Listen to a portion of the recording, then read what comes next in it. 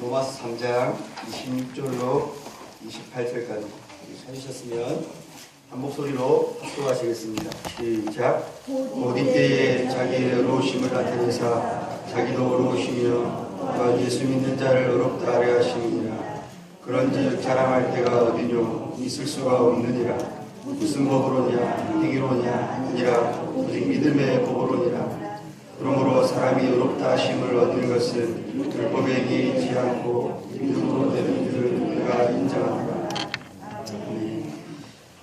인류에게 당면한 가장 시급한 문제는 하나님 앞에 설 수 있는, 또 하나님께서 저와 여러분들을 받아주실 만한 의로움이 저와 여러분들 편에 서는 아무것도 없다는 것입니다.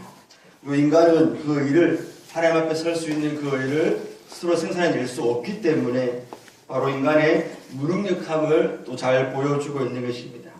그래서 스스로 생산할 수 없는 그 의를 인간이 만들어내는 것이 바로 선행이나 또 구행이나 절기 지킴이나 우상 숭배가 되는 것입니다. 그러나 하나님 앞에 자신이 만들어낸 그러한 것들로 의로움을 삼고자 한다는 실상은 하나님이 그 의를 받아주시지도 않을 뿐만 아니라 우상 숭배와 다름이 아닌 것입니다. 이사야 선지자는 이사야 64장 6절 말씀에서 우리의 의는 다 더러운 옷과 같다라고 했습니다. 우리가 만들어내는 것이 하나님 아버지 앞에 받으실 만한 것이 조금이라도 있다는 것이 아니라 그 모든 것이 다 더러운 옷과 같아서 우리 편에서 아무리 깨끗하다고 내어놓은 것도 하나님 편에서는 받으시기에는 너무나 악하고 추하다라는 것입니다. 그렇게 무능력하고 또 불가능한 인간들에게 하나님께서 주신 하나의 방편이 있는데 그것이 바로 율법이었습니다. 율법. 그러나 바울은 로마서 2장 13절에서 오직 율법을 행하는 자라야 의롭다라고 말씀하신 것처럼 율법을 듣는 자들이 아니라, 율법을 소유하고 있는 자들이 아니라, 성경 말씀을 가지고 있는 자가 아니라 율법 말씀을 지키는 자가, 행하는 자가 의롭다라고 바울이 말씀하고 있습니다.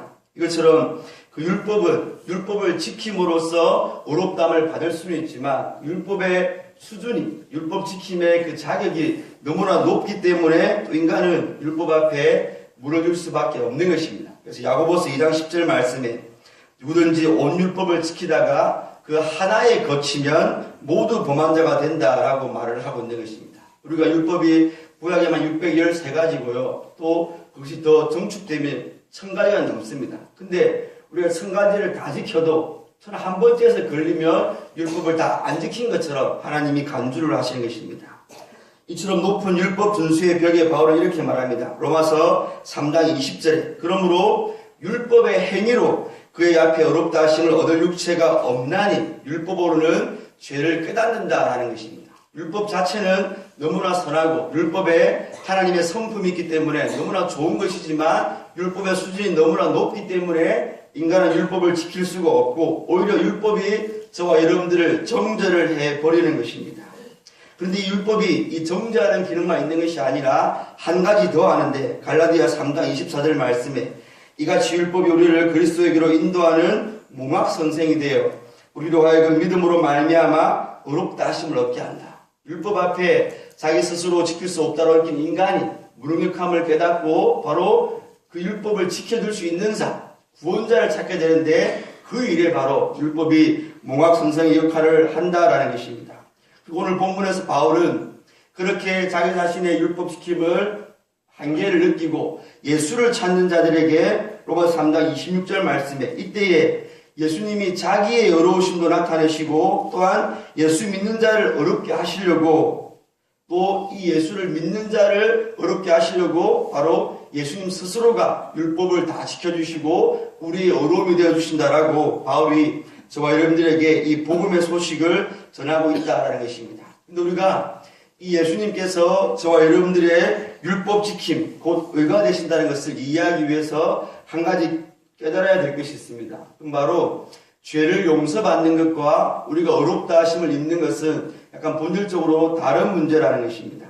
우리가 죄를 용서받는 것은 저와 여러분들이 시험을 쳤는데 빵점을 받았는데 그 선생님이 그 시험지를 무효화해 주는 것입니다. 곧 죄가 없다고 해주는 것이지만 저와 여러분들이 의롭다함을 받는 것은 저와 여러분들은 시험에 과락을 했고 빵점을 받았지만 우리 하나님께서 저와 여러분들의 시험 점수를 100점으로 올려주는 것입니다.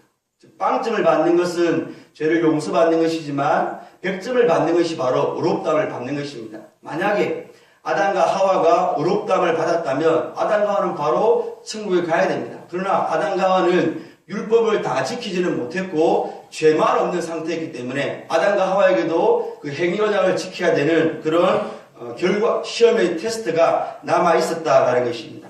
이게 마찬가지입니다. 우리 예수님께서 저와 여러분들의 죄만 용서할 것이라면 우리 예수님은 30세, 30살의 성인으로 바로 오시면 되는 것입니다. 그리고 여러분들의 죄를 증가받아서 그 죄를 가지고 십자가에 달리시면 끝나는 것입니다. 그것이 아니라 우리 예수님께서 저와 여러분들이 못 지킨 율법을 지키셔야 되기 때문에 태어나시고 8일 만에 할례를 받으시고 성전에 가시고 또 30살까지 사시면서 하나님의 말씀에 한치의 오차도 없는 삶을 사심으로 여러분들이 지키지 못한 율법을 친히 지켜내심으로 예수님이 율법을 지킨 그 의를 저와 여러분들이 예수님을 믿을 때에 증가를 시켜주는 것입니다. 그래서 저와 여러분들의 죄가 예수님께 가고 예수님의 의로움은 우리에게 오는 것, 그게 바로 이중전가라고 합니다. 이처럼 인간이 할 수 있는 것은 우리의 의를 내세우든지 아니면 예수님이 30세 공생애를 사시면서 친히 다 지켜주신 그 예수님의 의를 우리가 받든지 둘 중에 하나입니다. 죄가 없다고만 해서 구원받을 수 없는 것입니다. 문제는 저와 여러분들이 우리가 구원을 받을 때는 예수님의 의를 내세우는데 구원받고 난 다음에는 마치 우리가 의를 생산할 수 있는 것처럼 우리의 의를 내세우려 하는 그 경향이 있습니다. 이것은 성도의 고질병 중에 하나입니다. 갈라디아 교회를 향한 바울의 책망처럼 너희가 성령으로 시작했다가 육체로 마치려 하는 속성이 저와 여러분 안에도 많이 있기 때문입니다. 혹시 우리의 모습 가운데는 우리 예수님의 십자가와 이 부활을 묵상하는 이 새벽에 우리의 모습 가운데는 우리 그런 자기 자신의 의를 내세우는 모습이 있지는 않습니까? 예수님 안에 있는 믿음으로 말미암는 의로 살아가는 것이 아니라 무엇인가를 행하고 또 남들보다 더 많은 수고를 하는 것으로 하나님 앞에 나의 의를 삼고 계시지는 않으십니까? 혹 나는 할 수 없는 위대한 이 신앙 행위를 하는 사람을 보며 그런 의가 없는 나 자신을 원망하거나 또 그렇게 일을 하는 사람을 시기하거나 질투하지는 않으십니까? 아닙니다, 성도 여러분. 구원받고 난 뒤의 삶의 우리의 의의 근거도 구원받고 난 뒤에도 저와 여러분들이 하나님 앞에 당당하게 설 수 있는 그 유일한 이유도 우리가 되어놓는 의가 아니라 바로 예수 그리스도의 그것밖에는 없는 것입니다.